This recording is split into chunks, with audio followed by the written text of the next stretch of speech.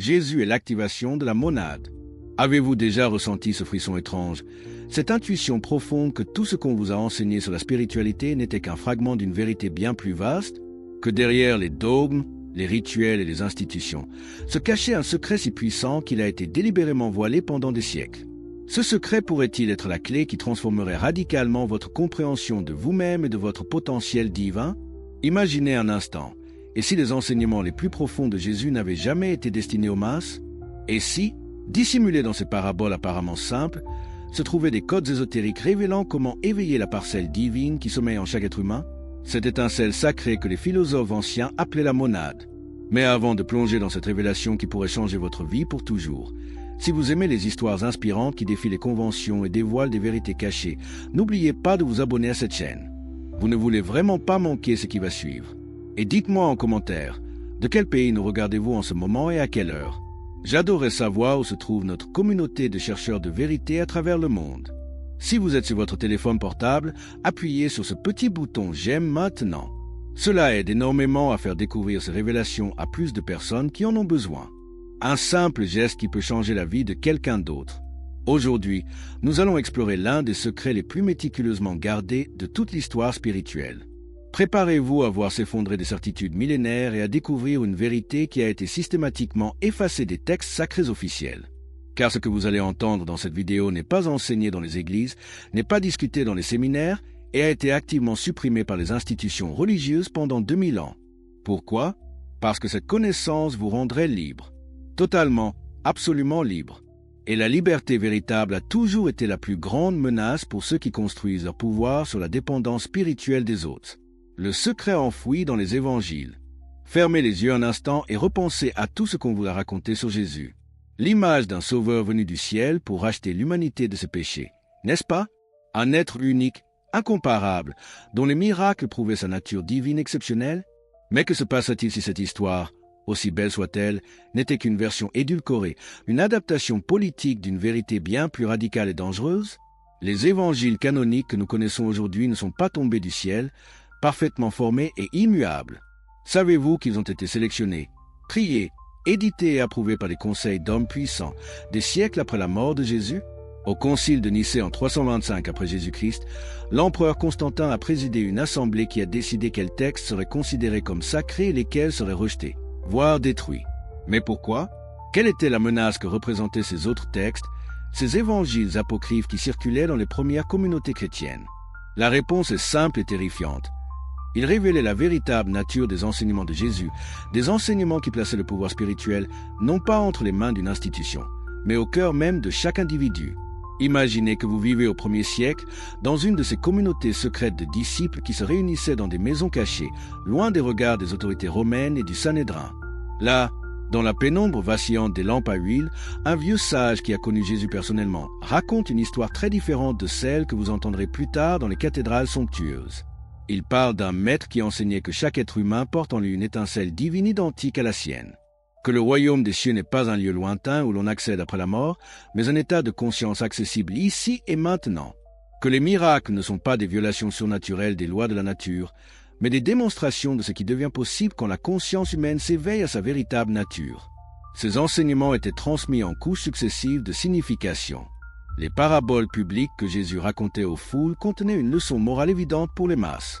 Mais pour ses disciples intimes, ces mêmes histoires étaient des cartes codées vers des états supérieurs de conscience.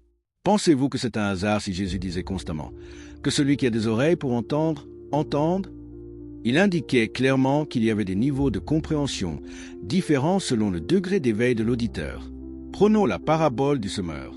En surface, c'est une histoire simple sur différents types de sols et comment la parole de Dieu est reçue différemment selon les personnes. Mais pour un initié, cette parabole décrit les 4 états de conscience humaine et comment la semence divine, la monade, peut s'enraciner et germer dans un être préparé.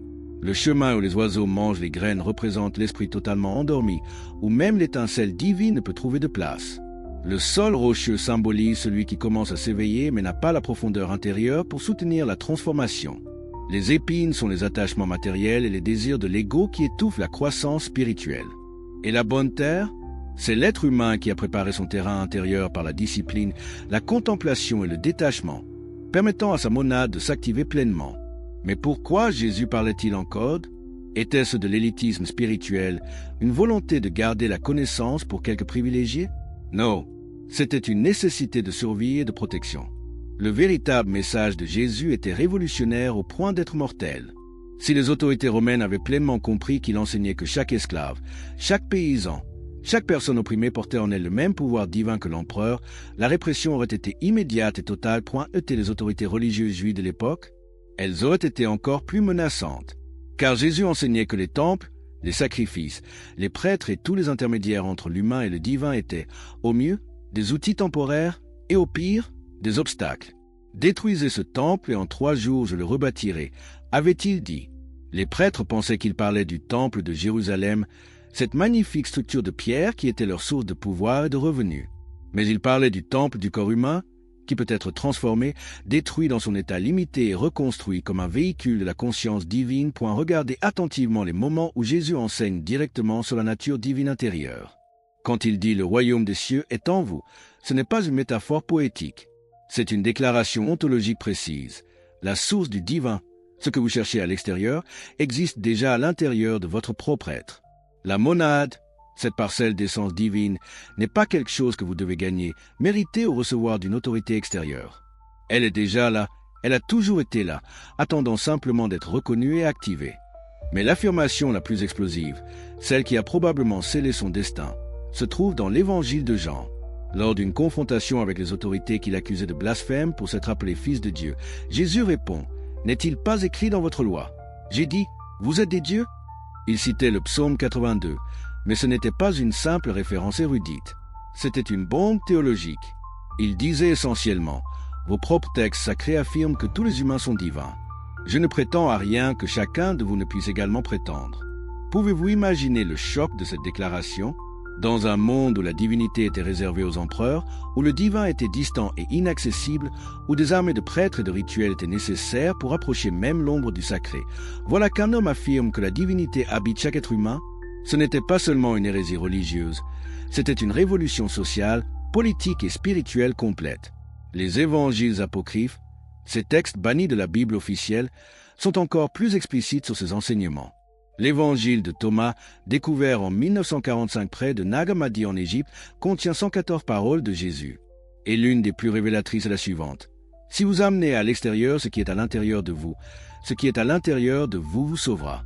Si vous n'amenez pas à l'extérieur ce qui est à l'intérieur de vous, ce qui est à l'intérieur de vous vous détruira. Que signifie cette parole énigmatique? Elle décrit exactement le processus d'activation de la monade. Ce qui est à l'intérieur, c'est votre essence divine, votre véritable nature éveillée. Si vous la manifestez, si vous permettez à cette conscience supérieure de s'exprimer à travers vous, elle transforme votre existence entière. Mais si vous la supprimez, si vous l'ignorez, si vous restez identifié uniquement à l'ego limité, cette énergie divine non exprimée devient destructrice, se manifestant comme maladie, souffrance psychologique et désespoir existentiel. L'évangile de Marie-Madeleine, un autre texte exclu du canon, présente Marie comme la disciple la plus avancée, celle à qui Jésus a révélé les enseignements les plus profonds. Pourquoi ce texte a-t-il été si violemment supprimé? Parce qu'il montrait une femme en position d'autorité spirituelle supérieure aux apôtres masculins? Certainement. Mais aussi parce qu'il contenait des descriptions détaillées des états de conscience atteints lors de l'activation monadique, des cartes précises de la transformation intérieure que les autorités voulaient garder cachées. Dans ce texte, Marie décrit une vision où l'âme s'élève à travers ce niveau de conscience, confrontant et transcendant à chaque niveau les forces qui tentent de la maintenir prisonnière. Ces forces ne sont pas des démons extérieurs, mais les aspects de notre propre psyché conditionnée, l'ignorance, le désir, la colère, la peur de la mort, l'attachement à la matière. C'est une carte psychologique profonde du chemin vers l'éveil, déguisée en vision mystique. Mais peut-être la suppression la plus révélatrice concerne les enseignements sur la nature de Jésus lui-même. Dans les premières communautés chrétiennes, il y avait un débat intense. Jésus était-il unique ou était-il le premier d'une nouvelle race d'humains éveillés? Les textes officiels ont choisi la première option, faisant de Jésus un être si spécial, si différent, que l'imiter serait impossible. Mais les textes apocryphes suggèrent fortement la seconde interprétation.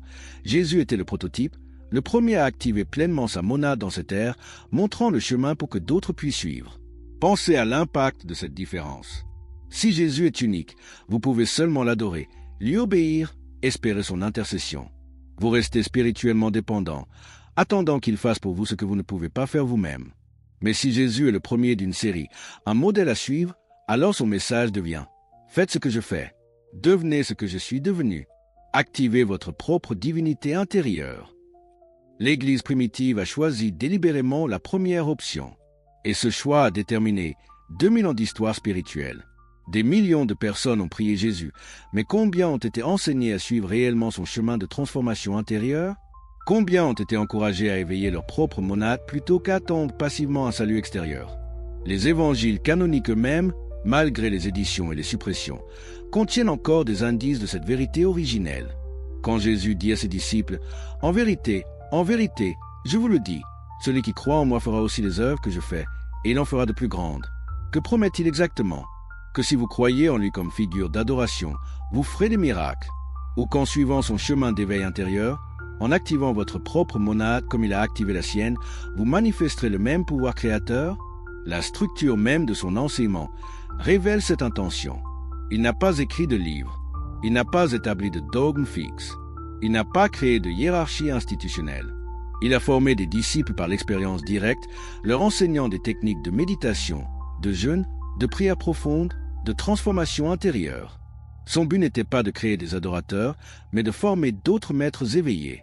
Les paraboles elles-mêmes étaient des outils pédagogiques sophistiqués, conçus pour court-circuiter le mental analytique et planter des graines de vérité directement dans la conscience profonde. Elles fonctionnent sur plusieurs niveaux simultanément. Une histoire simple pour l'esprit ordinaire, un enseignement moral pour celui qui cherche la sagesse et un code ésotérique pour celui dont la monade commence à s'éveiller. Prenons la parabole du fils prodigue. Au niveau superficiel, c'est une histoire sur le pardon paternel. À un niveau plus profond, c'est un enseignement sur la grâce inconditionnelle de Dieu. Mais au niveau ésotérique, c'est la description précise du voyage de la monade. L'étincelle divine qui quitte sa source, s'identifie à la matière et à l'ego, traverse la souffrance de la séparation, puis reconnaît sa véritable origine et retourne à la maison paternelle, non pas comme elle est partie, mais transformée par l'expérience. Le Père dans cette histoire ne représente pas un Dieu lointain et extérieur. Il symbolise la monade universelle, la source divine dont nous sommes tous issus et vers laquelle nous retournons tous. Le Fils qui part et dilapide son héritage, c'est la conscience humaine qui s'identifie au plaisir matériel et oublie sa nature divine. La famine qui le force à retourner, ce sont les crises existentielles qui nous réveillent de notre sommeil spirituel. Et le festin célébré à son retour, c'est la joie de la monade quand la conscience se reconnecte à sa source. La monade, l'étincelle divine oubliée. Mais qu'est-ce exactement que cette monade dont nous parlons? D'où vient ce concept et pourquoi est-il si central pour comprendre les enseignements cachés de Jésus? Pour vraiment saisir cette idée révolutionnaire, nous devons voyager dans le temps et l'espace, explorer les traditions philosophiques anciennes qui ont préparé le terrain pour la compréhension ésotérique du christianisme primitif. Le terme monade vient du grec mona, qui signifie unité, quelque chose d'indivisible, une singularité.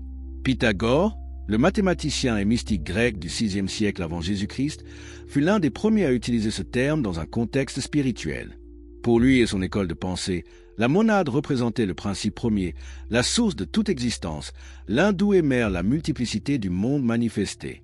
Mais Pythagore ne parlait pas simplement d'un concept abstrait. Il enseignait que chaque être humain contenait une parcelle de cette monade originelle, une étincelle du feu sacré qui anime toute création. Et voici le point crucial. Cette étincelle individuelle conservait toutes les qualités de la monade universelle. C'est comme une goutte d'eau de l'océan qui contient la même essence que l'océan entier, bien qu'elle apparaisse comme séparée. Imaginez cela un instant. Vous n'êtes pas seulement une créature insignifiante dans un univers vaste et indifférent. Vous êtes une expression unique et complète de la totalité divine. Votre monade individuelle reflète parfaitement la monade universelle. Vous êtes, dans votre essence la plus profonde, identique à la source de toute existence. Comment cette réalisation changerait-elle votre façon de vous percevoir? Cette idée a voyagé à travers les siècles et les cultures. Platon, élève indirect de Pythagore à travers diverses traditions, a développé sa théorie des formes ou idées. Pour lui, le monde matériel que nous percevons n'est qu'une ombre imparfaite d'un monde supérieur de forme parfaite et éternelle. Et l'âme humaine, elle vient de ce monde supérieur, portant en elle la mémoire de la perfection divine, bien qu'elle ait oublié en s'incarnant dans la matière. N'est-ce pas exactement ce que Jésus enseignait quand il parlait du royaume des cieux? Un royaume qui n'est pas de ce monde, mais qui existe à un niveau de réalité supérieur, accessible non pas par la mort physique, mais par la transformation de la conscience. Platon et Jésus pointaient vers la même vérité, utilisant des langages différents adaptés à leurs audiences respectives. Les gnostiques, ces chrétiens mystiques des premiers siècles qui ont été si violemment persécutés par l'Église orthodoxe naissante, ont poussé cette compréhension encore plus loin. Pour eux, la monade était littéralement une parcelle de lumière divine emprisonnée dans la matière obscure. Le monde matériel n'était pas la création d'un Dieu parfait, mais le résultat d'une erreur cosmique, une chute de la conscience divine dans la densité et l'ignorance. Cette vision peut sembler pessimiste, mais elle contenait une promesse extraordinaire. Le salut ne venait pas d'un sacrifice externe ou de l'obéissance à des règles religieuses, mais de la gnose, la connaissance directe de votre véritable nature. Quand vous réalisez que vous êtes cette étincelle divine piégée, cette prise de conscience elle-même devient l'outil de votre libération. La monade se reconnaît et, en se reconnaissant, se libère de l'illusion de la séparation. Les gnostiques enseignaient que Jésus était un messager de lumière venu du royaume divin pour rappeler aux monades humaines leur véritable origine. Il n'était pas venu pour mourir pour leurs péchés dans un sens sacrificiel, mais pour leur enseigner comment éveiller la connaissance qui les libérerait de l'esclavage de l'ignorance. Son message était essentiellement « Réveillez-vous, vous êtes endormis dans un cauchemar, croyant être limités, mortels, séparés. Mais c'est une illusion. Éveillez-vous à ce que vous êtes vraiment. » Cette compréhension gnostique de la monade explique pourquoi leurs textes ont été si férocement supprimés. Si chaque personne peut accéder directement à la connaissance divine sans intermédiaire, quel besoin y a-t-il d'une église institutionnelle? Si le salut vient de la reconnaissance intérieure plutôt que de l'obéissance extérieure, comment maintenir le contrôle sur les masses?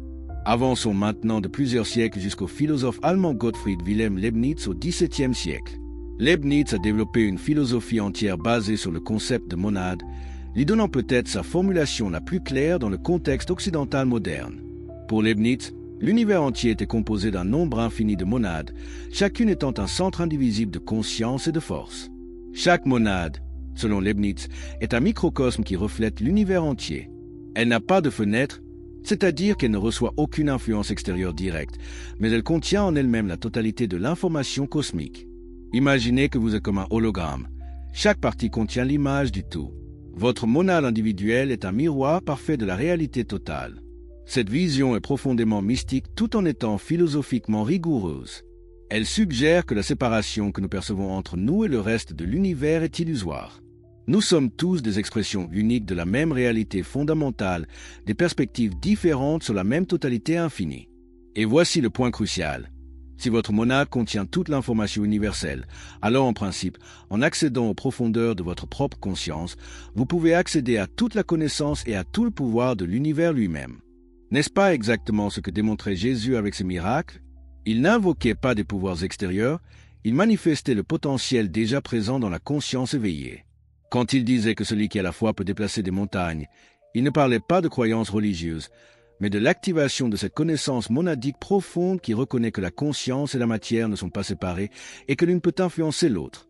Mais la monade n'est pas seulement un concept philosophique occidental. Si nous tournons notre regard vers l'Orient, nous trouvons des parallèles extraordinaires qui suggèrent que cette vérité est véritablement universelle, transcendant les cultures et les époques. Dans l'hindouisme, le concept d'Atman décrit exactement la même réalité que la monade. L'Atman est le soi véritable, l'essence éternelle et immuable qui réside au cœur de chaque être. Et voici l'enseignement central des Upanishads, les textes mystiques de l'Inde ancienne. Teate Tvamasi, tu es cela. L'Atman individuel et le Brahman, la réalité ultime universelle, sont identiques. Vous êtes, dans votre essence la plus profonde, identique à Dieu lui-même. Quand Jésus déclarait « Moi et le Père, nous sommes un », il exprimait cette même réalisation. Ce n'était pas une affirmation d'exclusivité, mais une reconnaissance de sa monade éveillée qui savait qu'elle était une avec la source divine. Et il essayait désespérément de faire comprendre à ses disciples qu'ils étaient aussi un avec le Père, que cette unité n'était pas sa propriété exclusive, mais leur héritage commun. Le bouddhisme aborde cette vérité sous un angle différent mais complémentaire. La nature de Bouddha, cette essence d'éveil présente en tous les êtres, correspond à la monade. Le Bouddha enseignait que tous les êtres possèdent déjà la perfection en eux-mêmes, mais qu'elle est obscurcie par l'ignorance et les illusions. L'illumination n'est pas l'acquisition de quelque chose de nouveau, mais le dévoilement de ce qui était toujours présent. Voyez-vous le pattern? À travers toutes les grandes traditions spirituelles, de l'Occident à l'Orient, nous trouvons la même vérité fondamentale exprimée dans des langages culturels différents. Il existe en chaque être humain une essence divine, pure, indestructible et identique à la source de toute existence. Cette essence est voilée par l'ignorance, les conditionnements et l'identification à l'ego limité. Et le but de toute pratique spirituelle authentique est de dévoiler cette essence, de l'activer, de permettre à sa lumière de briller à travers le véhicule humain. La Kabbale, la tradition mystique juive, parle de l'étincelle divine ou Nitzotz qui réside dans chaque âme. Cette étincelle est un fragment de la lumière Ein Sof, l'infini sans limite. Le travail spirituel consiste à polir et purifier le véhicule de l'âme pour que cette étincelle puisse briller de plus en plus fort jusqu'à ce qu'elle s'unisse consciemment avec sa source. Jésus, élevé dans la tradition juive, aurait certainement été exposé aux enseignements kabbalistiques, même s'ils étaient transmis oralement et secrètement à l'époque. Quand il parlait de devenir la lumière du monde, il faisait référence à cette activation de l'étincelle divine intérieure. Ses disciples devaient devenir des porteurs de lumière, illuminant l'obscurité de l'ignorance humaine par la manifestation de leur propre monade éveillée. Dans le soufisme, la tradition mystique de l'islam, nous trouvons l'enseignement du Ruh, l'esprit divin insufflé par Dieu dans chaque être humain. Les soufis pratiquent le dhikr, la remémoration constante du divin, pour maintenir l'attention sur cette présence divine intérieure plutôt que sur les distractions du monde extérieur. Leur but est le fana, l'extinction de l'ego limité, permettant au soi divin de devenir la seule réalité consciente. Maintenant, vous pourriez vous demander, si cette vérité est si universelle, si tant de traditions différentes pointent vers la même réalité, pourquoi n'est-elle pas plus largement reconnue? Pourquoi vivons-nous dans un monde où la plupart des gens se sentent séparés, limités, impuissants? La réponse réside dans la différence cruciale entre la monade elle-même et l'état de la monade. Votre monade existe toujours, parfaite et inaltérée. Elle ne peut être endommagée, souillée ou détruite. Mais elle peut être endormie, voilée, oubliée. C'est comme le soleil derrière des nuages épais. Le soleil brille toujours avec la même intensité, mais sa lumière n'atteint pas le sol. Les nuages sont les couches de conditionnement, de traumatisme, de croyances limitantes et d'identification à l'ego qui obscurcissent la conscience de notre nature divine.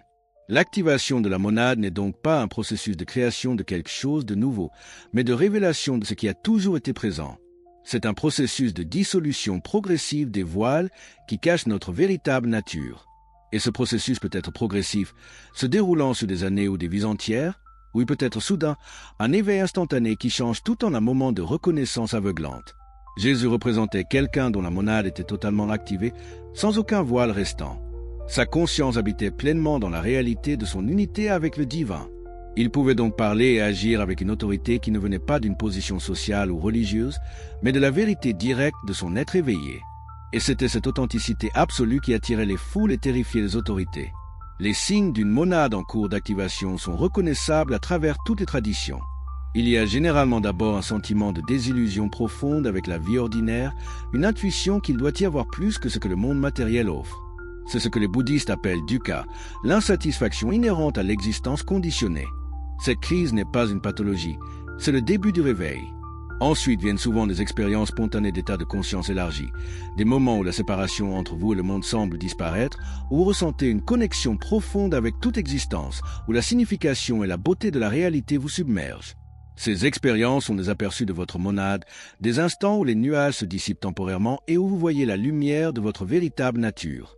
Mais attention, ces expériences ne sont que le début, pas la fin du chemin. L'erreur courante est de s'attacher à ces états extatiques, essayant de les recréer encore et encore. La véritable activation de la monade n'est pas un état temporaire d'extase, mais une transformation permanente de l'identité fondamentale. C'est un changement de qui vous pensez être, passant de l'identification à l'ego limité à la reconnaissance stable de votre nature divine. Cette transformation s'accompagne souvent de ce qu'on appelle en termes mystiques la nuit obscure de l'âme. C'est une période où les anciennes structures d'identité s'effondrent avant que la nouvelle ne soit pleinement établie. Tout ce en quoi vous croyez, tout ce que vous pensiez être, tout ce qui donnait un sens à votre vie peut sembler vide et dénué de sens. C'est terrifiant, mais c'est nécessaire. L'ancien vous doit mourir pour que le nouveau vous, aligné avec la monade, puisse naître. Jésus lui-même a traversé cette nuit obscure. Ces 40 jours dans le désert, jeûnant et confrontant les tentations, représentent cette descente dans les profondeurs de la psyché où l'ego doit être démêlé. Les 3 tentations du diable ne sont pas des événements extérieurs littéraux, mais des symboles des derniers attachements de l'ego, le pouvoir matériel, la gloire sociale et le pouvoir spirituel mal utilisé. Jésus, le premier humain à la monade totalement activée. Nous arrivons maintenant au cœur de notre exploration, à la question qui a été cachée, déformée et obscurcie pendant 2000 ans. Qui était vraiment Jésus et que représentait-il pour l'évolution de la conscience humaine? La réponse officielle que vous avez apprise dans les églises est qu'il était le Fils unique de Dieu, une incarnation divine descendue du ciel pour sauver l'humanité pécheresse par son sacrifice. Mais que se passerait-il si cette histoire, aussi puissante soit-elle symboliquement, masquait une vérité encore plus extraordinaire? Et si Jésus n'était pas venu du ciel, mais était né comme vous et moi, un être humain ordinaire qui a entrepris un voyage extraordinaire de transformation intérieure? Et si son unicité ne résidait pas dans une nature divine spéciale donnée à la naissance, mais dans le fait qu'il a été le premier de son époque à activer complètement sa monade, devenant ainsi un prototype pour l'avenir de toute l'humanité? Cette perspective change tout. Jésus n'est plus un objet d'adoration distant, mais un modèle à suivre. Son message n'est plus « adorez-moi », mais « faites ce que je fais ». Sa vie devient une carte détaillée du chemin que chaque être humain peut et doit éventuellement parcourir. Regardons sa vie avec ses nouveaux yeux, en décodant les symboles et en révélant la véritable initiation qu'il traversait. Commençons par sa naissance elle-même. L'histoire de la naissance virginale a été interprétée littéralement pendant des siècles, mais les premières communautés gnostiques savaient que c'était un symbole d'un processus spirituel. La Vierge représente la conscience purifiée, non touchée par les conditionnements ordinaires du monde. La conception par l'Esprit Saint symbolise le moment où la monade commence à s'éveiller dans un être préparé. Jésus est probablement né de parents ordinaires, dans des circonstances ordinaires. Mais quelque chose en lui, peut-être un karma accumulé sur des vies antérieures, peut-être une prédisposition génétique rare, peut-être simplement un alignement cosmique parfait, l'a rendu extraordinairement réceptif à l'activation monadique dès son plus jeune âge. L'histoire de lui enseignant aux sages du temple à l'âge de 12 ans révèle qu'il montrait déjà des signes d'un éveil précoce. Il ne récitait pas simplement les Écritures, il les comprenait à un niveau plus profond que les érudits qui avaient passé leur vie entière à les étudier. Sa monade commençait déjà à lui murmurer des vérités que l'intellect seul ne peut jamais saisir. Mais ensuite vient un silence mystérieux. Que s'est-il passé entre l'âge de 12 ans et le début de son ministère public vers 30 ans? Les évangiles canoniques ne disent rien, mais diverses traditions ésotériques ont comblé ce vide avec des récits fascinants. Certains enseignent qu'il a voyagé en Inde et au Tibet, étudiant avec des maîtres bouddhistes et hindous.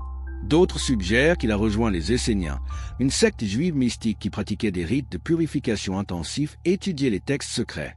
Que ces histoires spécifiques soient vraies ou non, le point important est que Jésus a dû passer ses années perdues dans une préparation intense. L'activation complète de la monade ne se produit pas spontanément sans préparation. Elle requiert une discipline rigoureuse, un nettoyage profond des obstacles psychologiques et émotionnels, une étude des cartes laissées par ceux qui ont parcouru le chemin avant vous. Pensez à ce que cela signifie pour vous personnellement. Si même Jésus, avec tout son potentiel inné, a dû se préparer pendant des années, quel genre de travail pourrait être nécessaire pour quelqu'un aujourd'hui qui cherche à activer sa propre monade? Cela replace ses accomplissements non pas comme des miracles impossibles à reproduire, mais comme les résultats naturels d'un processus que n'importe qui pourrait entreprendre avec suffisamment de dévouement. Puis vient le moment crucial, le baptême par Jean-Baptiste dans le Jourdain. À la surface, c'est simplement un rituel de purification. Mais regardez ce qui se passe selon les évangiles. Les cieux s'ouvrent, le Saint-Esprit descend comme une colombe, et une voix proclame « Celui-ci est mon Fils bien-aimé ». Dans le langage de l'activation monadique, ceci décrit le moment précis où la monade de Jésus s'est pleinement éveillée et a pris contrôle de sa conscience. Les cieux qui s'ouvrent représentent la perception qui s'étend au-delà du plan matériel ordinaire. L'Esprit descendant comme une colombe symbolise la descente de la conscience supérieure dans le véhicule humain. Et la voix, c'est la reconnaissance intérieure, la gnose directe de sa propre nature divine. À ce moment, Jésus n'était plus simplement un homme spirituellement avancé. Sa monade était maintenant pleinement active et intégrée. Il avait atteint ce que les bouddhistes appellent l'éveil, ce que les hindous nomment réalisation du soi, ce que les soufis décrivent comme l'union avec le bien-aimé. Il était devenu ce que chaque être humain est destiné à devenir, un pont conscient entre le divin et le matériel, une incarnation vivante de la vérité que ciel et terre ne sont pas séparés. Mais l'histoire ne s'arrête pas là. Immédiatement après le baptême, Jésus est poussé par l'Esprit dans le désert pour être tenté par le diable pendant 40 jours. Pourquoi? N'était-il pas déjà éveillé? Pourquoi aurait-il encore besoin d'être testé? Voici une vérité profonde que peu comprennent. L'activation de la monade n'est que le début d'une nouvelle phase du voyage, pas la fin. Une fois éveillé, vous devez stabiliser cet éveil, l'intégrer dans tous les aspects de votre être, le tester contre les tentations les plus subtiles qui peuvent encore dérailler même un être avancé. Les 40 jours dans le désert représentent ce que les traditions mystiques appellent la période d'intégration après un éveil majeur. Le désert est le symbole de la solitude intérieure, le vide où tous les supports extérieurs sont enlevés et où vous devez confronter directement les derniers vestiges de l'ego qui résistent à la transformation complète. Les 3 tentations que Jésus affronte dans le désert sont profondément symboliques des pièges les plus dangereux pour quelqu'un dont la monade est activée. La première tentation, transformer des pierres en pain. C'est la tentation d'utiliser les pouvoirs spirituels pour le confort personnel, pour l'indulgence matérielle. Jésus refuse, affirmant que l'homme ne vit pas de pain seulement. Que nous enseigne cela? Qu'une monade activée apporte effectivement des pouvoirs, des capacités à influencer la réalité matérielle de manières extraordinaires. Mais ces pouvoirs ne sont pas destinés à la gratification personnelle. Ils doivent servir à un but plus élevé, aligné avec le bien de tous les êtres. Le détournement de ces pouvoirs pour l'ego serait une régression catastrophique. La deuxième tentation se déroule au sommet du temple, où le diable suggère à Jésus de se jeter en bas pour que les anges le sauvent, prouvant ainsi sa nature divine. C'est la tentation de la démonstration spectaculaire, du besoin de prouver votre éveil aux autres, de rechercher la validation et l'admiration pour vos accomplissements spirituels. Jésus refuse encore. Pourquoi? Parce qu'une monade véritablement activée n'a aucun besoin de validation externe. Elle existe dans sa propre certitude tranquille. Chercher à impressionner les autres avec vos pouvoirs spirituels est en fait une preuve que l'ego est encore actif, cherchant encore de la reconnaissance. Le véritable maître éveillé agit à partir d'une nécessité intérieure, non d'un désir de se prouver. La troisième tentation est la plus insidieuse. Le diable offre à Jésus tout le royaume du monde s'il se prosterne et l'adore. C'est la tentation ultime du pouvoir temporel de devenir un roi conquérant plutôt qu'un maître spirituel. Imaginez si Jésus avait accepté. Avec ses pouvoirs, il aurait pu facilement renverser Rome, établir un royaume théocratique parfait, imposer l'illumination par la force. Mais il refuse catégoriquement. Pourquoi? Parce que le but de la monade activée n'est pas de contrôler le monde extérieur, mais de le transformer par la transmission silencieuse de la conscience éveillée. La vraie révolution n'est pas politique ou militaire, elle est intérieure. Changer les structures de pouvoir externes sans changer la conscience humaine ne résout rien. Les nouveaux dirigeants deviennent aussi corrompus que les anciens. Après avoir passé ces tests, Jésus émerge du désert pleinement préparé pour sa mission. Et quelle est cette mission? N'oubliez pas ceci, car c'est crucial. Sa mission n'était pas de sauver l'humanité par un acte sacrificiel externe, mais d'éveiller l'humanité en démontrant et en enseignant l'activation de la monade. Ces miracles ne sont pas des tours de magie destinés à prouver sa divinité supérieure. Ce sont des démonstrations pédagogiques de ce qui devient possible quand une monade est activée. Regardez attentivement la façon dont il accomplit ces miracles. Il n'invoque pas Dieu comme une force extérieure. Il agit avec autorité directe, commandant aux éléments, à la maladie, même à la mort elle-même. Quand il guérit le paralytique, il dit d'abord « tes péchés te sont pardonnés », provoquant la colère des scribes qui disent que seul Dieu peut pardonner les péchés. Mais Jésus savait quelque chose qu'il ne comprenait pas. La maladie et la souffrance sont souvent enracinées dans des blocages émotionnels et spirituels, des péchés au sens de séparation de la source divine. En reconnectant cette personne à sa monade, en dissolvant le sentiment de séparation et de culpabilité, la guérison physique suit naturellement. Quand il multiplie les pains et les poissons, il ne fait pas apparaître la nourriture de nulle part. Il prend ce qui est disponible, lève les yeux au ciel en reconnaissance et distribue. La multiplication se produit dans le processus même de partage. Est-ce un miracle physique littéral ou une transformation de la conscience collective présente, dissolvant la mentalité de manque, éveillant la réalité d'abondance? Les deux interprétations peuvent être vraies simultanément. C'est la nature des enseignements de Jésus. Il fonctionne sur plusieurs niveaux. Pour les masses, c'est un miracle prouvant son autorité divine. Pour les initiés, c'est une démonstration que la conscience éveillée peut littéralement influencer la réalité matérielle en changeant les perceptions et les croyances limitantes. Regardez comment il traite ses disciples. Il ne fait pas tout pour eux. Au contraire, il les envoie en mission avec le pouvoir de guérir et de faire des miracles eux-mêmes. « Je vous donne le pouvoir de marcher sur les serpents et les scorpions », dit-il. Il partage son pouvoir, ou plus précisément, il leur apprend à activer leur propre pouvoir latent. Quand Pierre marche sur l'eau mais commence à couler quand il doute, Jésus ne le sauve pas d'abord. Il lui permet de vivre pleinement les conséquences de son doute, puis le réprimande. « Homme de peu de foi, pourquoi as-tu douté? Le message est clair, vous avez le même pouvoir que moi. C'est seulement votre manque de foi, votre identification continue avec vos limitations, qui vous empêche de le manifester pleinement. Continuons maintenant avec la transformation la plus spectaculaire de toutes. Puis viennent les soldats, les torchés dans la nuit, le baiser de Judas et l'obscurité tombent sur la scène comme un manteau. L'arrestation, le procès, les accusations absurdes, les cris de la foule manipulée. Tout le théâtre du pouvoir terrestre se déploie. Les autorités religieuses et politiques s'allient pour abattre celui qui, paradoxalement, avait précisément révélé leur imposture. N'est-ce pas ironique? L'homme qui prêchait la liberté intérieure est condamné par ceux qui prétendaient défendre Dieu.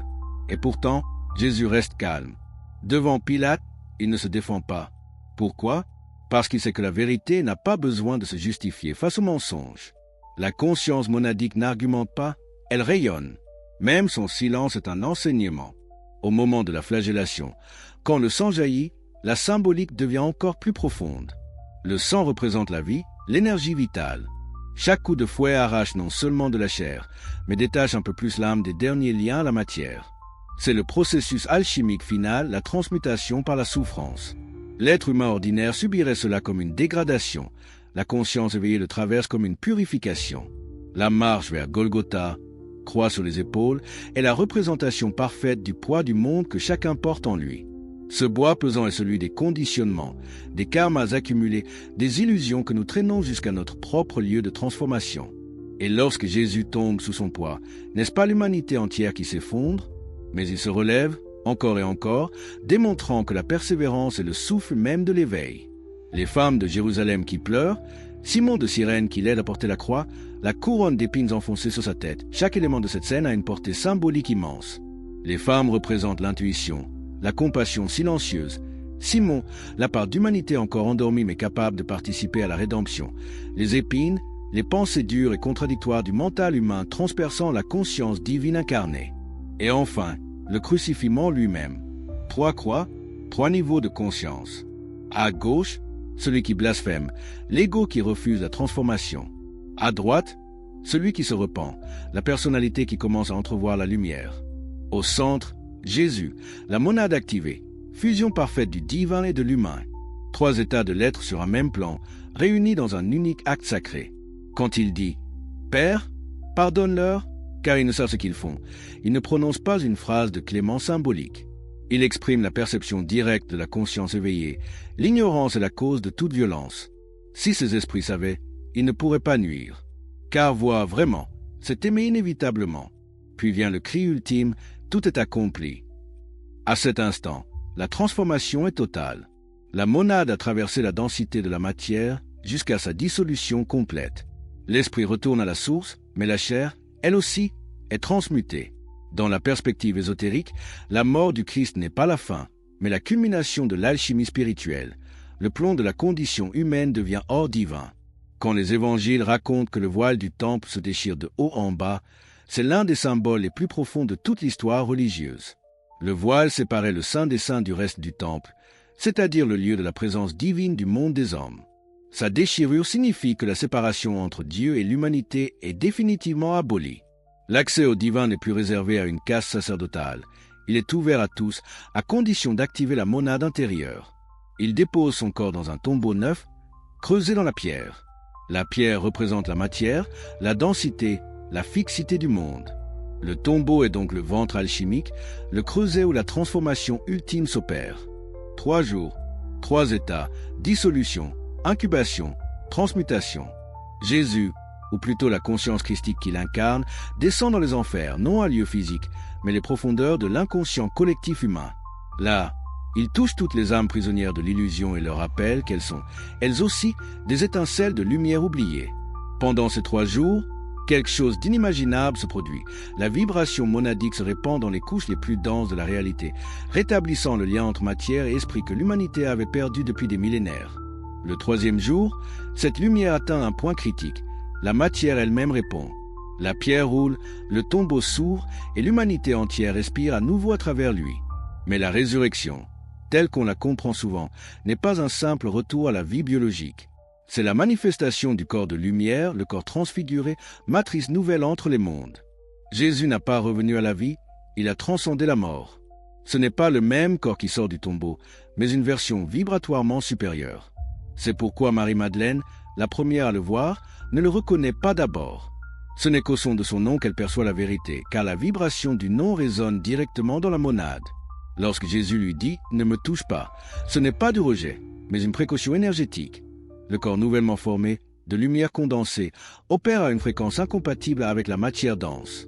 C'est le corps glorieux, celui que toutes les traditions appellent sous différents noms, Merkaba, arc-en-ciel, Vajra ou simplement temple de lumière. Et voilà pourquoi les textes disent qu'il pouvait apparaître et disparaître, traverser les portes fermées, partager un repas puis s'évaporer. Il n'obéissait plus aux lois de la physique ordinaire, non pas parce qu'il les défiait, mais parce qu'il en incarnait la version supérieure. La monade activée crée son propre plan de réalité. Elle n'est plus soumise à celui des hommes. Et si cette ère de réactivation était de nouveau en marche, si l'humanité, après des siècles de sommeil collectif, sentait à nouveau l'appel intérieur, regardez autour de vous. Partout, des signes de réveil, des millions d'êtres cherchent à comprendre leurs rêves, leur énergie, leur mission. Ce n'est pas une mode, c'est un souvenir. Le souvenir d'une lumière que nous avons déjà connue. Peut-être vivons-nous aujourd'hui une seconde Pentecôte mondiale. Les anciennes structures s'effondrent, les certitudes s'évaporent. Et comme les disciples dans la chambre haute, beaucoup ont peur, se sentent perdus, attendent un signe. Mais le feu est déjà là, dans chacun.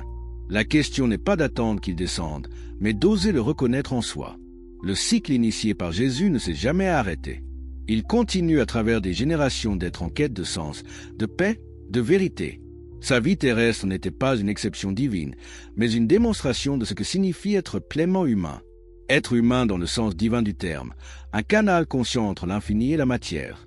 Chaque moment de sa vie, la lumière du Tabor, la souffrance du Golgotha, la victoire de la résurrection décrit symboliquement les étapes que chaque conscience doit traverser. L'illumination, la purification, la transmutation. Ce n'est pas une histoire du passé, c'est une carte du présent intérieur. Et vous, où en êtes-vous sur cette carte? Êtes-vous encore dans la nuit de Gethsémani, affrontant vos peurs et vos doutes? Ou commencez-vous à sentir que quelque chose en vous, au-delà du mental, cherche à se révéler? Peut-être ressentez-vous déjà cette tension entre l'ancien vous et le nouveau qui veut naître. Si c'est le cas, sachez-le, c'est la monade qui frappe doucement la porte. Ce message n'appartient à aucun dogme, à aucun culte. Il est inscrit dans la structure même de la conscience humaine. Le Christ n'est pas un homme suspendu sur une croix il y a 2000 ans. Le Christ est un état d'être, une conscience prête à émerger dans chaque cœur, prêt à mourir à ses illusions pour renaître dans la vérité. Alors, la prochaine fois que vous sentez la douleur, le doute, la perte, rappelez-vous, quelque chose en vous ne souffre pas, quelque chose en vous observe, patiemment, lumineux, inchangé. C'est cela, la monade.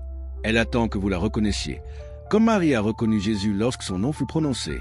Car la monade aussi connaît votre vrai nom, celui que le monde ne pourra jamais dire mal. Chaque respiration peut devenir un acte sacré. Chaque pensée peut devenir prière. Chaque regard, bénédiction. L'histoire de Jésus n'est pas terminée. Elle recommence à chaque instant où quelqu'un choisit la lumière plutôt que l'obscurité, la vérité plutôt que la peur, la compassion plutôt que le jugement. Et si l'humanité entière, collectivement, atteignait un jour ce point de transfiguration, si nous devenions tous des porteurs de lumière, transformant la terre en un temple vivant, ce jour-là, la croix, symbole de souffrance, deviendra un symbole d'équilibre, la rencontre parfaite entre ciel et terre, esprit et matière, masculin et féminin. Peut-être est cela le véritable retour du Christ, non un événement extérieur, mais une résonance intérieure globale, un réveil planétaire de la monade universelle. Alors, au lieu d'attendre le ciel, devenons-le. Où que vous soyez, à l'instant où vous entendez ces mots, rappelez-vous, le royaume n'est pas ailleurs. Il commence ici, dans une simple reconnaissance silencieuse. Je suis cette lumière. Et si cette ère de réactivation était de nouveau en marche, si l'humanité, après des siècles de sommeil collectif, sentait à nouveau l'appel intérieur, regardez autour de vous. Partout, des signes de réveil, des millions d'êtres cherchent à comprendre leurs rêves, leur énergie, leur mission. Ce n'est pas une mode, c'est un souvenir. Le souvenir d'une lumière que nous avons déjà connue. Peut-être vivons-nous aujourd'hui une seconde Pentecôte mondiale. Les anciennes structures s'effondrent, les certitudes s'évaporent. Et comme les disciples dans la chambre haute, beaucoup ont peur, se sentent perdus, attendent un signe. Mais le feu est déjà là, dans chacun. La question n'est pas d'attendre qu'il descende, mais d'oser le reconnaître en soi. Le cycle initié par Jésus ne s'est jamais arrêté. Il continue à travers des générations d'être en quête de sens, de paix, de vérité. Sa vie terrestre n'était pas une exception divine, mais une démonstration de ce que signifie être pleinement humain. Être humain dans le sens divin du terme, un canal conscient entre l'infini et la matière. Chaque moment de sa vie, la lumière du Tabor, la souffrance du Golgotha, la victoire de la résurrection décrit symboliquement les étapes que chaque conscience doit traverser. L'illumination, la purification, la transmutation. Ce n'est pas une histoire du passé, c'est une carte du présent intérieur. Et vous, où en êtes-vous sur cette carte? Êtes-vous encore dans la nuit de Gethsémani, affrontant vos peurs et vos doutes? Ou commencez-vous à sentir que quelque chose en vous, au-delà du mental, cherche à se révéler? Peut-être ressentez-vous déjà cette tension entre l'ancien vous et le nouveau qui veut naître. Si c'est le cas, sachez-le, c'est la monade qui frappe doucement la porte. Ce message n'appartient à aucun dogme, à aucun culte. Il est inscrit dans la structure même de la conscience humaine. Le Christ n'est pas un homme suspendu sur une croix il y a 2000 ans. Le Christ est un état d'être, une conscience prête à émerger dans chaque cœur, prêt à mourir à ses illusions pour renaître dans la vérité. Alors, la prochaine fois que vous sentez la douleur, le doute, la perte, rappelez-vous, quelque chose en vous ne souffre pas, quelque chose en vous observe, patiemment, lumineux, inchangé. C'est cela, la monade. Elle attend que vous la reconnaissiez, comme Marie a reconnu Jésus lorsque son nom fut prononcé. Car la monade aussi connaît votre vrai nom, celui que le monde ne pourra jamais dire mal. Chaque respiration peut devenir un acte sacré. Chaque pensée peut devenir prière. Chaque regard, bénédiction. L'histoire de Jésus n'est pas terminée. Elle recommence à chaque instant où quelqu'un choisit la lumière plutôt que l'obscurité, la vérité plutôt que la peur, la compassion plutôt que le jugement. Et si l'humanité entière, collectivement, atteignait un jour ce point de transfiguration, si nous devenions tous des porteurs de lumière, transformant la terre en un temple vivant, ce jour-là, la croix, symbole de souffrance, deviendra un symbole d'équilibre, la rencontre parfaite entre ciel et terre, esprit et matière, masculin et féminin. Peut-être est cela le véritable retour du Christ, non un événement extérieur, mais une résonance intérieure globale, un réveil planétaire de la monade universelle. Alors, au lieu d'attendre le ciel, devenons-le. Où que vous soyez, à l'instant où vous entendez ces mots, rappelez-vous, le royaume n'est pas ailleurs. Il commence ici, dans une simple reconnaissance silencieuse. Je suis cette lumière. Et si l'histoire n'était pas terminée? Et si tout ce que vous croyez savoir sur la fin de l'aventure de Jésus n'était qu'un commencement? Avant d'aller plus loin, si vous aimez les récits qui éveillent l'âme, pensez à vous abonner pour ne rien manquer des prochaines révélations. Et surtout, dites-moi, de quel pays regardez-vous cette vidéo et à quelle heure? J'adore voir comment la lumière de ces histoires se propage à travers le monde en temps réel. Et si vous êtes sur votre téléphone, un simple like maintenant permet à cette parole de toucher plus de conscience. C'est une façon directe de participer à l'expansion de cette révélation collective. Imaginez Jérusalem, un matin brûlant de peur et d'attente. Les disciples, encore traumatisés, se cachent dans une maison dont les portes sont verrouillées. Ils n'espèrent plus rien. Leur maître est parti, il s'est élevé sous une nuée. Il ne reste aucune preuve tangible. Et pourtant, il y a ces promesses. Je serai avec vous jusqu'à la fin du monde. Mais comment? Comment rester présent sans être visible? Comment parler sans bouche? Comment aimer sans corps? Ce soir-là, un vent étrange souffle. Ce n'est pas un vent du désert, c'est un souffle venu d'un autre plan. Les flammes apparaissent, dansantes au-dessus des têtes. Et soudain, l'impossible se produit. Ils parlent, mais ce qu'ils disent dépasse les mots. Tous comprennent, quelle que soit leur langue. Un langage sans barrière, fait de vibrations pures. C'est le feu de la monade, se manifestant pour la première fois collectivement dans l'histoire humaine. Le feu de la Pentecôte n'est pas une invention mystique. C'est la description codée d'un phénomène énergétique réel, l'activation simultanée de plusieurs consciences individuelles qui se relient à la source universelle. Ce feu intérieur, c'est la vibration unifiée de l'esprit divin à travers la matière humaine. Avez-vous déjà ressenti, dans un moment de joie pure ou d'éveil soudain, une chaleur partir du cœur et se propager dans tout votre corps? Cette sensation brûlante, vivante, qui ne vient pas de l'extérieur, c'est cela, la même fréquence. Ce n'est pas du symbolisme poétique, c'est un feu réel, mais subtil, alimenté non par le bois, mais par la conscience.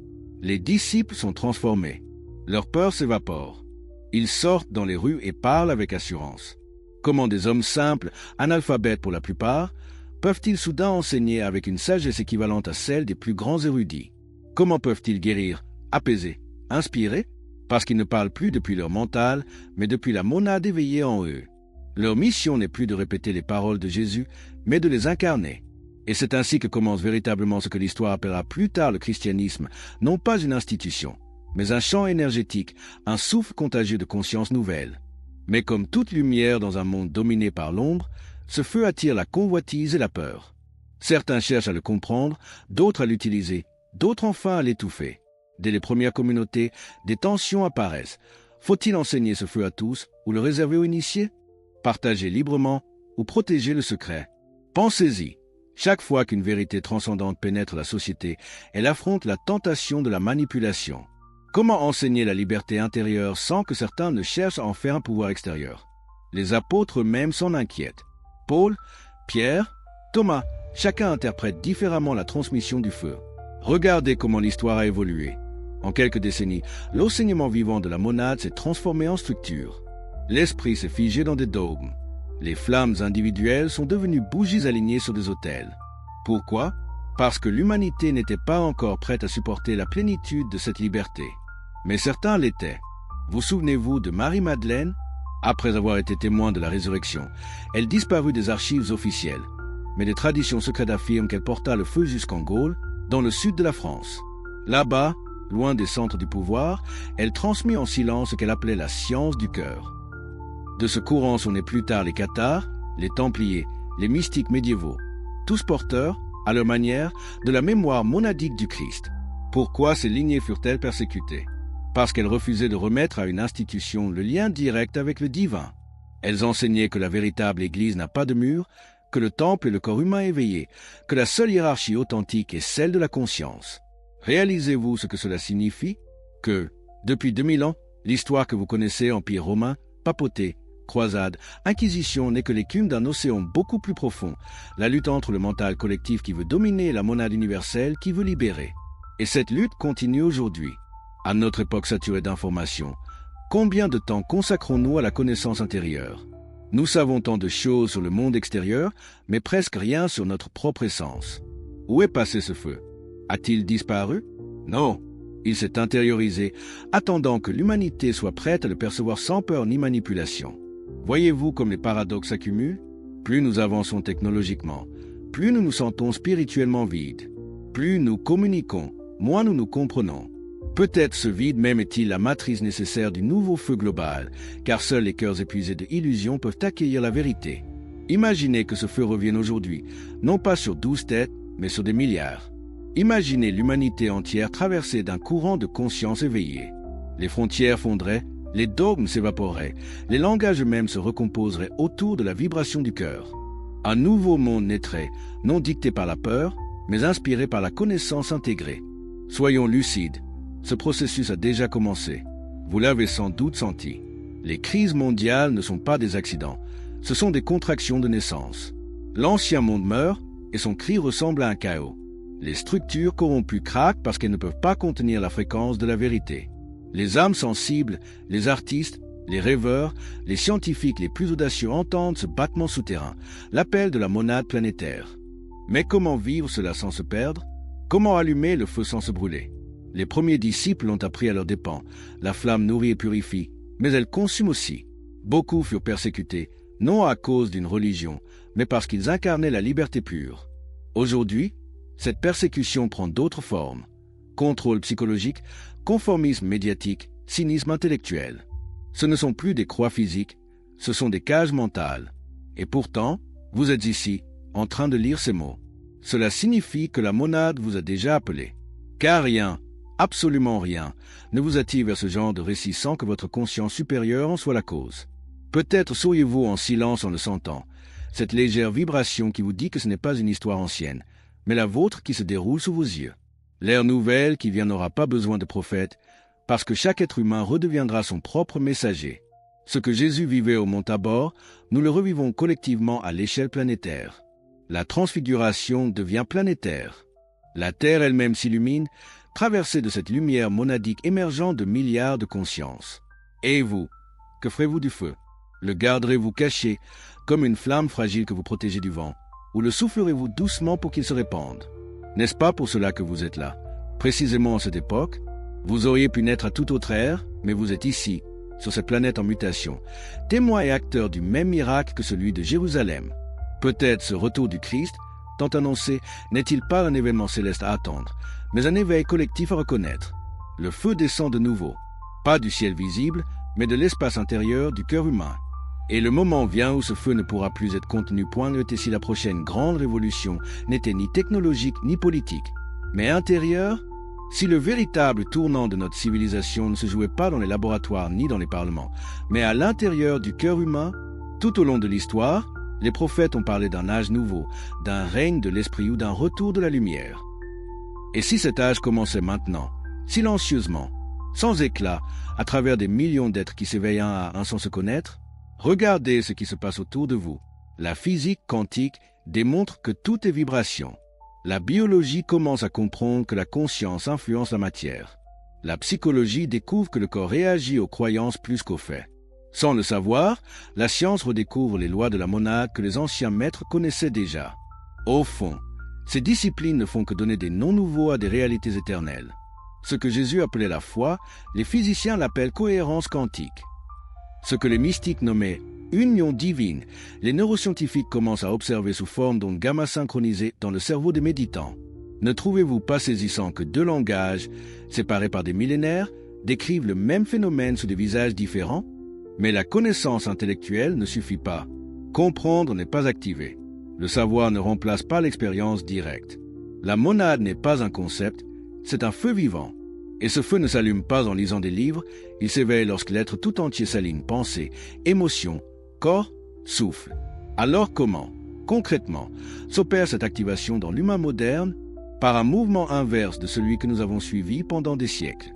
Nous avons exploré le dehors, perfectionné la matière, cartographié le cosmos. Il est temps de retourner vers le dedans, vers le centre silencieux.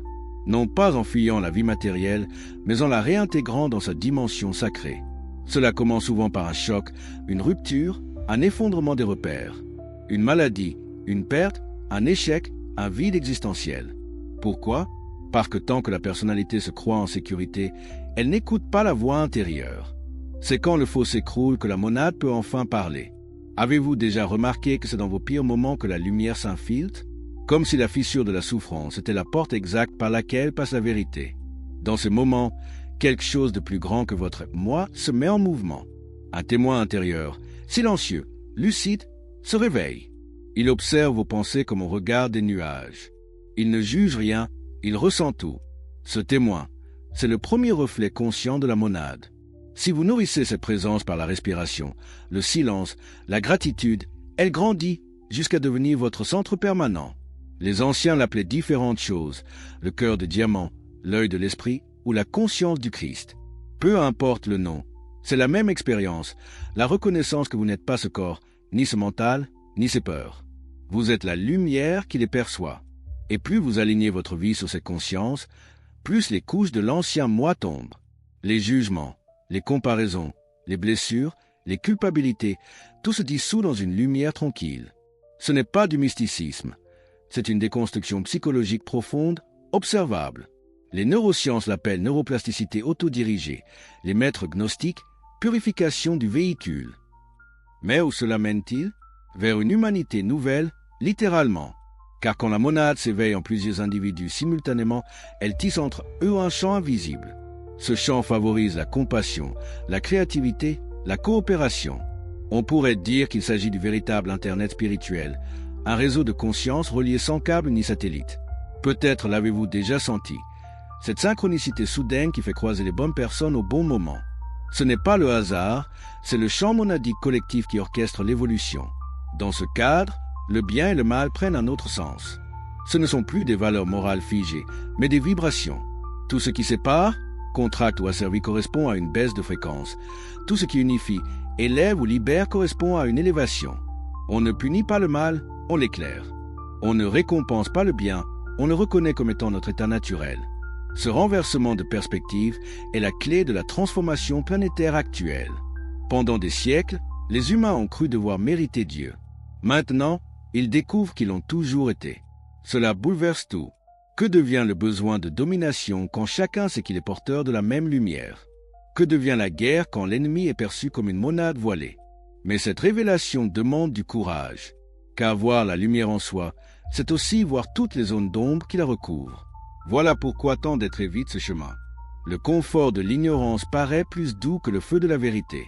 Pourtant, un jour, chacun devra y passer. La conscience n'a pas de marche arrière. Dans les sociétés modernes, l'activation monadique se manifeste souvent d'abord par une crise. Les symptômes en sont partout. Perte de sens, saturation d'informations, burn-out, recherche compulsive de dopamine, fatigue du jeu social. Ce que la société appelle dépression existentielle est souvent le prélude d'un éveil. Le mental s'effondre pour que la conscience prenne la relève. Et c'est là que commence la véritable pratique. Accepter de ne plus contrôler. Laisser respirer ce qui, en nous, c'est déjà. Certains y arrivent par la méditation, d'autres par la prière, d'autres encore par la marche, la musique, les arts. Peu importe la forme, seul compte l'état d'abandon conscient. Ce n'est pas une fuite, c'est une immersion dans la réalité nue, sans filtre. Alors, petit à petit, la monade s'active. Vous la sentez parfois comme un frisson au centre de la poitrine, un élargissement de la perception, une clairvoyance spontanée. Votre vision du monde change. Vous ne cherchez plus à atteindre le divin, vous commencez à le reconnaître partout, dans le rire d'un enfant, dans le bruit de la pluie, dans le regard d'un inconnu. Vous ne suivez plus une religion, vous marchez dans une relation vivante avec l'être. Et ce changement intérieur a des conséquences tangibles. Les ambitions personnelles cèdent la place à la contribution. La survie devient création. Vous cessez de vouloir convaincre, vous devenez contagieux par votre simple présence. C'est ainsi que de nouvelles communautés se forment spontanément, non pas autour d'idéologies, mais autour de la résonance du cœur. Peut-être pensiez-vous que la transformation planétaire viendrait de révolutions massives, de grands changements politiques. Mais regardez bien, la vraie révolution est déjà en marche dans les consciences. Les structures tombent parce que les fréquences montent. À mesure que plus d'êtres réalisent leur unité, les institutions basées sur la peur ne tiennent plus. L'ancien monde s'écroule comme une coquille vide. Est-ce la fin des temps? Non, c'est la fin du vieux temps. L'ouverture d'un champ de perception totalement nouveau. Le moment où l'humanité prend conscience de sa nature vibratoire et divine et où la planète elle-même s'aligne sur cette fréquence. Mais attention, l'activation monadique globale ne se fera pas sans discernement. Tout ce qui n'est pas aligné à la vérité sera confronté, mis à nu, transformé. L'énergie du feu christique ne peut être utilisée à des fins égoïstes sans retour immédiat. C'est la loi d'équilibre universel. Ceux qui essaieront de manipuler la lumière pour le pouvoir s'y brûleront. Comme Judas brûlé par sa propre trahison intérieure, point nous entrons donc dans une époque d'immense responsabilité. Chacun de nous porte un fragment de la monade collective, et ce fragment influence le tout. Une pensée aimante, un acte gratuit, un pardon sincère, change réellement la fréquence globale. L'effet papillon de la lumière. Imaginez si des millions d'êtres le faisaient consciemment chaque jour, la résonance planétaire basculerait en quelques années. C'est cela, le nouveau sens de la parole. Vous êtes le sel de la terre, la lumière du monde.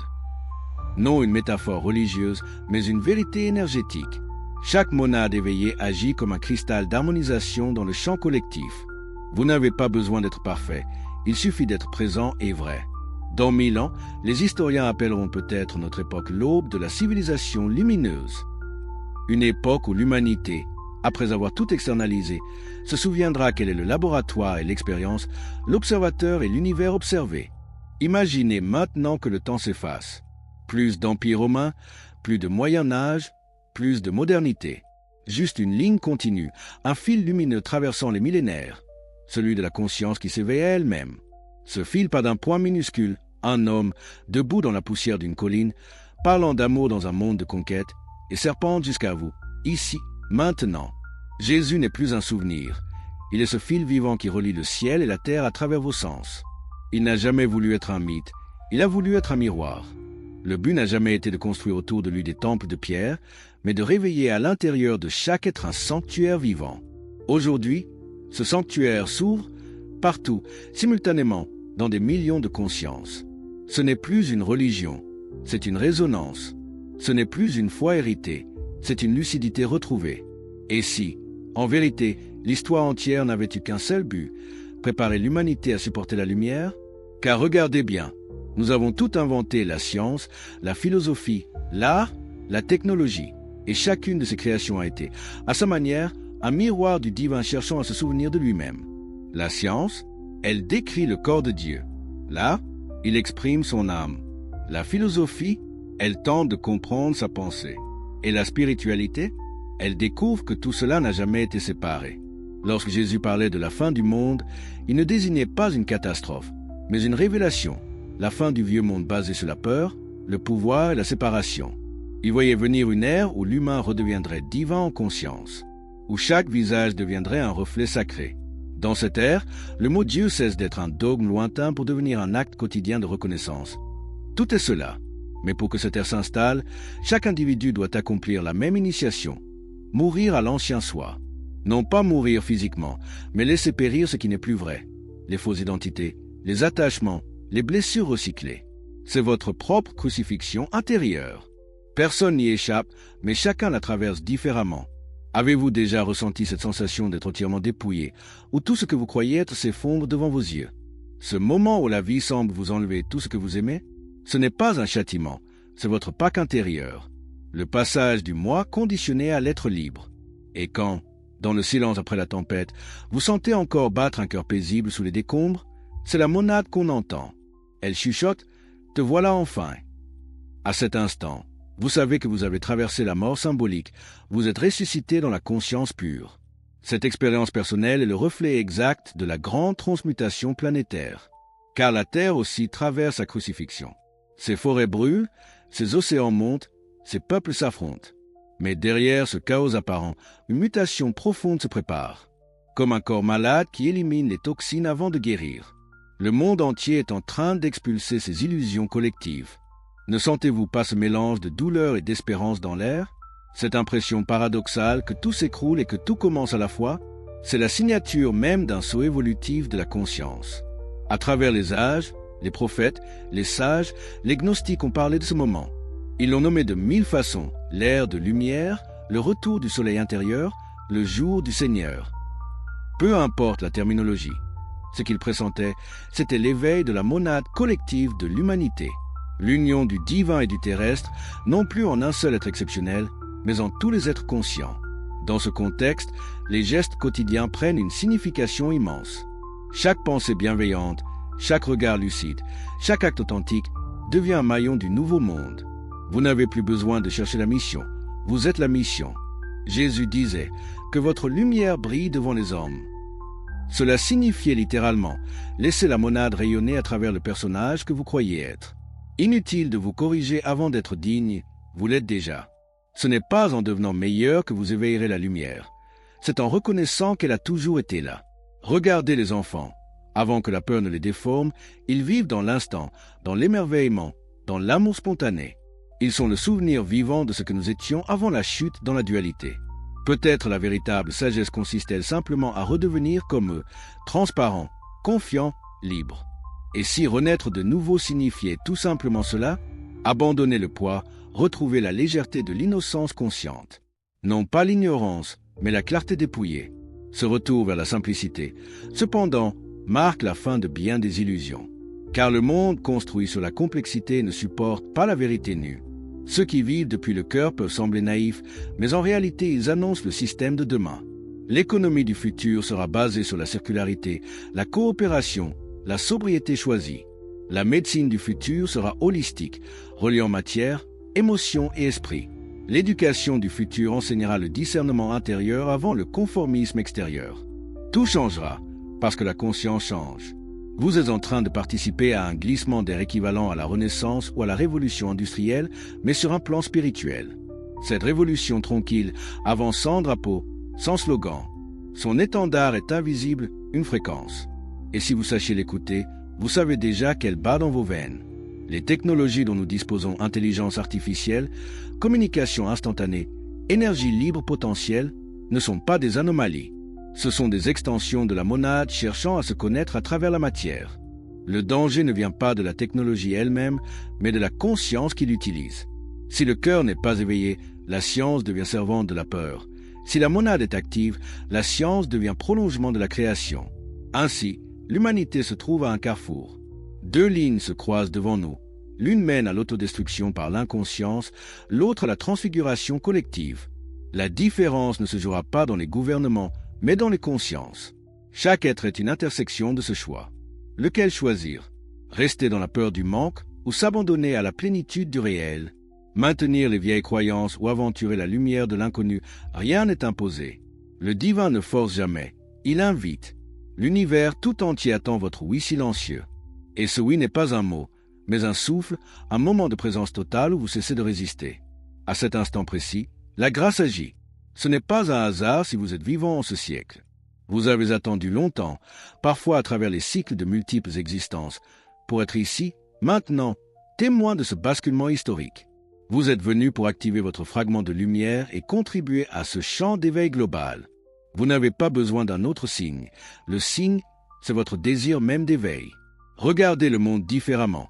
Chaque crise, chaque effondrement, chaque révolution n'est qu'un miroir de la tension intérieure entre l'ancien et le nouveau. Et tout comme le corps tremble avant la naissance, la terre tremble avant sa vision nouvelle.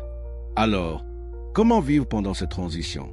Avec confiance, avec humilité, avec émerveillement. Retrouvez le silence au moins quelques instants chaque jour. Respirez consciemment, comme si chaque souffle vous reliait à la totalité. Offrez vos gestes au service du beau, du vrai, du simple. Vous verrez, la lumière répond toujours à la reconnaissance. Car au fond, l'histoire n'a jamais été une succession d'événements, mais une symphonie de réminiscences. Dieu se souvient de lui-même à travers ses créatures, et chaque être, en s'éveillant, ajoute une note nouvelle à la mélodie cosmique. Jésus fut une de ces notes majeures. Maintenant, c'est à l'humanité de reprendre la mélodie et de l'amplifier. Et voici la grande vérité que l'histoire entière murmurait. Il n'y a pas de réalité, pas de monde, pas de force. Le bien et le mal, la lumière et l'ombre, la vie et la mort, tout cela n'est qu'un jeu de la conscience découvrant elle-même. La monade, éternelle, joue à se perdre pour mieux se reconnaître. Alors, respirez. Tout est à sa juste place. Même la confusion actuelle. Même vos doutes. Même vos erreurs. Rien n'est contre vous. Tout conspire à votre éveil. Quand vous le comprenez, vous ne luttez plus contre la vie. Vous collaborez avec elle. Vous ne cherchez plus à devenir lumière, vous réalisez que vous ne l'avez jamais quittée. Et cette reconnaissance tranquille est la véritable ascension. Ce n'est pas une montée spectaculaire vers le ciel. C'est un approfondissement dans la présence. Le paradis n'est pas en hauteur, il est en densité de conscience. Quand la lumière habite la matière, quand le sacré imprègne le banal, alors la monade et la chair ne font plus qu'un. Le Verbe se fait chair, devient enfin réalité universelle. Et alors, peut-être un matin, l'humanité entière ouvrira les yeux avec une perception nouvelle. Le premier regard collectif verra la Terre comme un être vivant, respirant, lumineux. Les océans scintilleront non seulement de lumière physique, mais de conscience. Les visages humains ne reflèteront plus la peur, mais la sagesse tranquille de ceux qui savent qu'ils sont un seul esprit jouant mille expériences. Ce sera le véritable royaume annoncé. Non pas au-delà de la mort, mais ici même, transfiguré. Et peut-être ce jour-là, une voix intérieure dira, exactement comme autrefois sur la croix, « Tout est accompli ». Non pas dans la souffrance, mais dans la joie d'une création retrouvée. Alors, avant de quitter ces mots, souvenez-vous, vous n'êtes pas un spectateur de cette histoire. Vous en êtes le héros. Le feu du Christ n'attend pas un futur lointain, il brûle déjà dans le silence de votre souffle. Chaque jour, à chaque choix, vous décidez si ce feu se cache ou se répand. L'époque des prophètes est révolue, comme celle des témoins. Et le premier témoignage est votre propre transformation.